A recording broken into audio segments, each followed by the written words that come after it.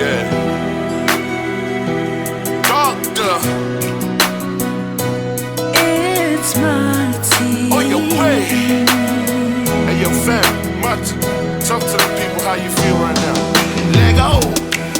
Okay, okay, au ka wha e kau akulova ia oe Kalango mawhauwhaunga Selo foi se alo iai pē mga oe whaamali o lo koe O le angelu le mea E ako ai lo wha moe au kupu le whala glave O le ngei lava e kau makimake Pe whaisau o e masoa inga ngei mea ange O sa vali aki a oe alangai sau whai o kala ange Whaku sao lo male la e alo e kankau kala I whale whainga ka a Le ki ngā a Ile kele o le fia whai aku e kumle maa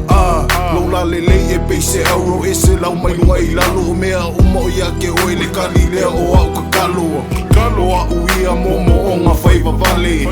E pei le vai o yo ritana lo ngā kafe Wale le lei se mea e whai e o se moe Wale mawhai le ngaunga wa makau mawhai A uma le pesi mga umai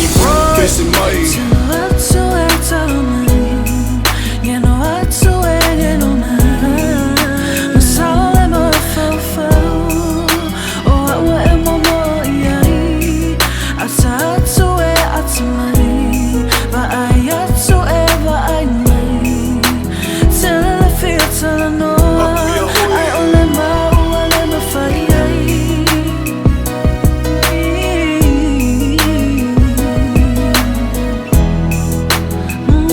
Yo, Monty,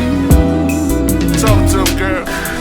Yeah. Oyo e pe moni e se la uvai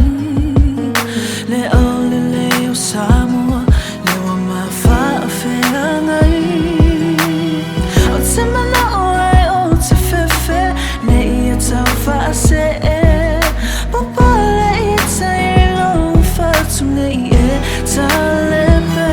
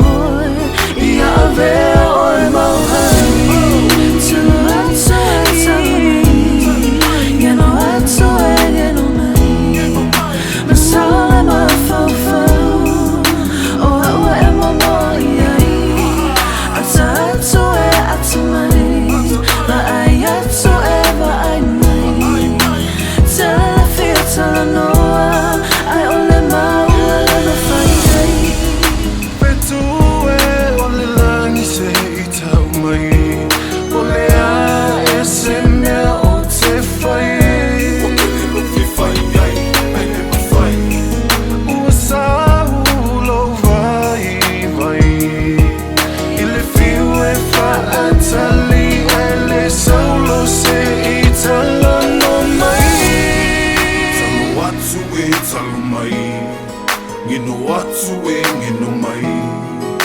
Manatu le mawhauwhau O au e momo o iai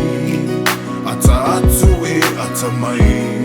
Vaai atu e vaai mai